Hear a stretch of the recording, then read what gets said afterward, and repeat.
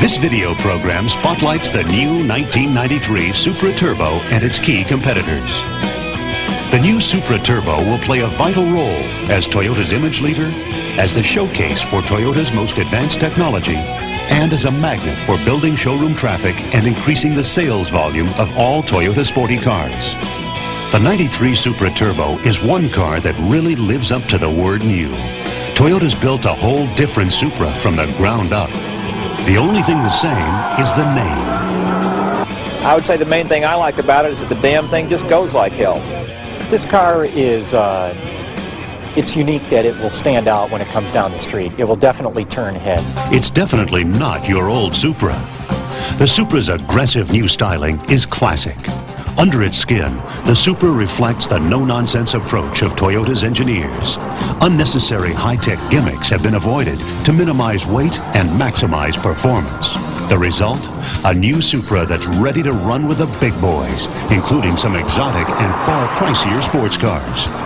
Car and Driver magazine tested the new Supra Turbo in head-to-head competition against some of the top sports performance cars on the road today, including the Dodge Stealth RT Turbo, the Mazda RX-7 Twin Turbo, the Nissan 300ZX Turbo, the Chevy Corvette ZR1, the Ferrari F40 and 348 TS, and Porsche's 911 and 968. The Supra Turbo's sophisticated powertrain generates world-class performance and handling, which puts it at the top of this highly competitive class, including the world's leading sports cars. First, let's see how the 93 Supra Turbo stacks up against the 93 Dodge Stealth RT Turbo. Dodge introduced the Stealth in 1991. It's virtually identical to the Mitsubishi 3000 GT. 1992 sales of the Stealth were slightly down from 91, with 3000 GT sales about the same as the previous year. From a mechanical standpoint, the Stealth and the Supra Turbo are at opposite ends of the spectrum. The Dodge Stealth RT Twin Turbo takes a little different philosophy in its approach to ultra-high performance. The Supra Turbo's engine has twin sequential turbos, while the Stealth has twin turbo only. The Supra Turbo has 20 more horsepower, 8 foot-pounds more torque, and a better power-to-weight ratio as well. It uses a lot of gadgetry, gimmickry, electronic tricks to get the job done. It is heavier as a result. There's a lot of extra weight that affords it to carry all those electronic tricks and gadgetry.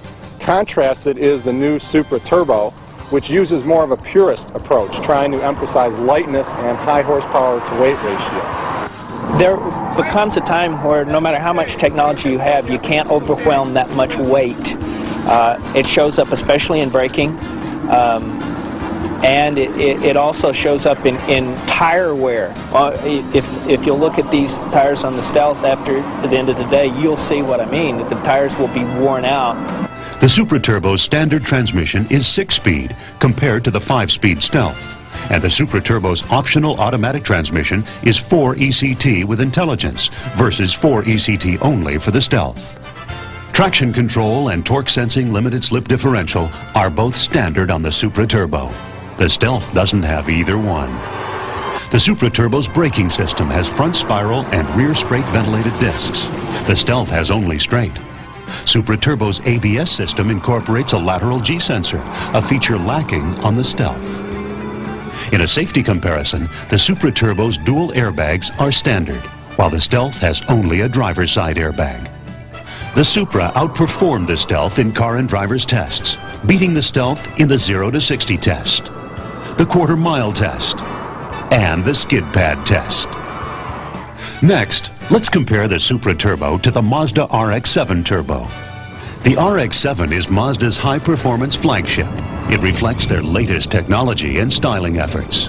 This version is all new for 93. 1992 sales were slightly down from 91, with a bigger drop from 90 to 91.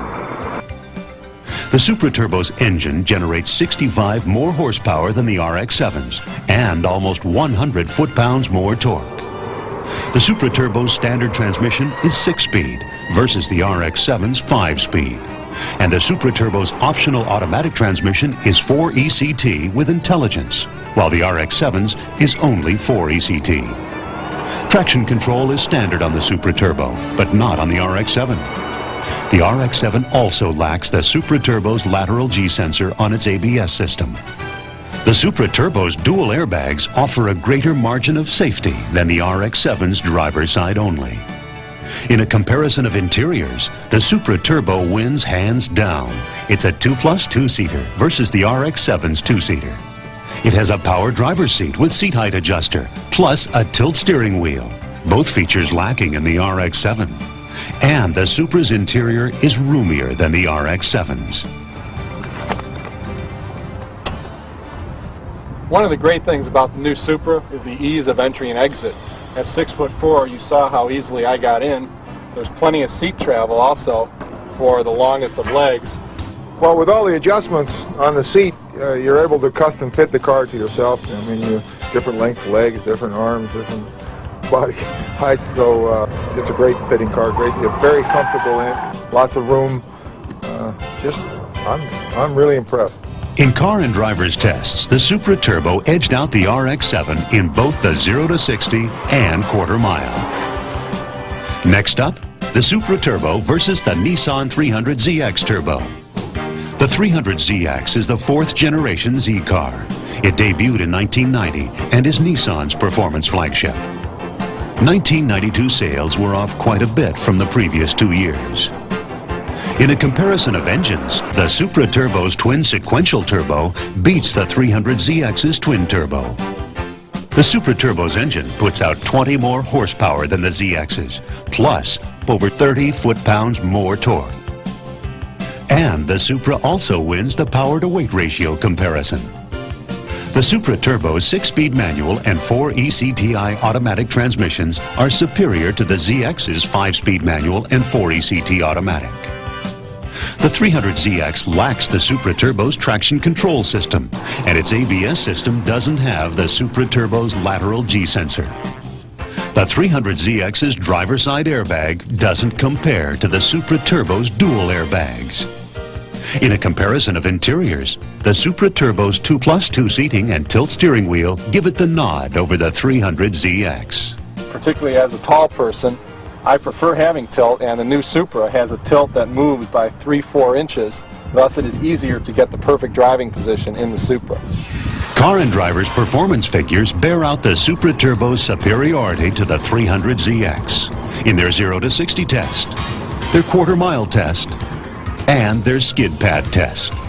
What's more, the Supra Turbo's braking performance is also superior to the ZX's. Now, let's look at how the Supra Turbo measures up to the Chevy Corvette LT1. The Corvette is celebrating its 40th anniversary.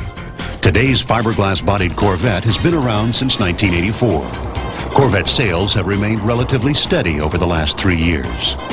The Supra Turbo's twin sequential turbocharged intercooled dual overhead cam engine is more sophisticated than the LT1's pushrod overhead valve version. One result is a 20 horsepower advantage for the Supra Turbo, along with a better power-to-weight ratio. The Supra's optional 4 ECTI automatic transmission has the edge over the LT1's 4 ECT. The LT1's braking system doesn't have the Supra Turbo's G sensor. Supra Turbo buyers get longer powertrain warranty coverage, 5 years or 60,000 miles versus 3 years or 36,000 miles for the LT1. The Supra Turbo also wins the safety comparison with its dual airbags versus the LT1's driver's side only. The LT1 is a 2-seater in contrast to the Supra Turbo's 2+2, and the Supra Turbo provides more head and leg room. Getting in and out of a Corvette is not an easy assignment, particularly if you're tall. Ease of entry and exit is one of its weaknesses. Also, the interior has some basic and fundamental ergonomic problems. A particular problem is the instrument panel and gauges. The oil pressure, oil temperature, engine temperature, voltmeter gauges all have the needles at different positions for normal. Thus, at a glance, it's almost impossible to read them. Also, the speedometer and fuel gauge, especially in bright sunlight, being a digital model, is virtually impossible to read. This in contrast to the Supra Turbo's sleek, functional ergonomics. The interior reminds me a whole lot of the interior of a jet fighter, single-seat jet fighter, because all of the controls are angled towards the the driver. The Supra Turbo beats the LT1 in the 0 to 60 and quarter-mile tests. And the Supra Turbo has a tighter turning diameter. Not only does the Supra Turbo beat the LT1, it also outperforms the Corvette ZR1. The ZR1, interestingly, provides outstanding performance despite costing almost twice as much. The ZR1 and the Supra Turbo are competitors in the world of performance. For example, Car and Driver magazine in recent testing showed that the lateral G-force, the cornering or skid pad grip of the ZR1 was 0.88, where the Supra was 0.95 Gs. So there, the Supra actually defeated the ZR1 despite its incredible width and the huge steamroller tires. It's clear that the new Supra Turbo is giving every sports car on the road a run for its money. I think the new Supra will be a very strong competitor against all the world sports cars, including the best from Europe in the BMW, Ferrari, Porsche categories even. $111,000 for the Ferrari 348 TB. You could look at it that you could buy a Supra Turbo for yourself, your wife, and your child, all for the price of one Ferrari. In terms of actual on-road performance, the 348 is well balanced, it has good braking, it's one of the first Ferraris with ABS in fact, but it's not all that fast. In fact, in sheer acceleration, the Supra Turbo will beat the Ferrari. And in Car and Driver's tests, it did just that, blowing away the Ferrari 348 TS in both the 0 to 60 and quarter-mile tests. Looks like the new Supra Turbo is going to send a lot of sports car manufacturers back to the drawing board. The 93 Supra Turbo, hot new contender in the premium sports car class, Toyota's image leader, providing performance plus prestige and functional technology that's not just along for the ride.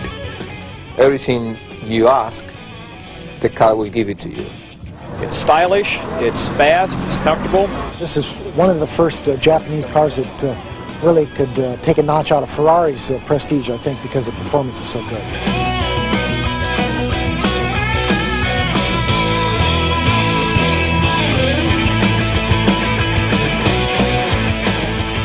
This Supra competitive comparison video has been brought to you by Toyota Motor Sales USA.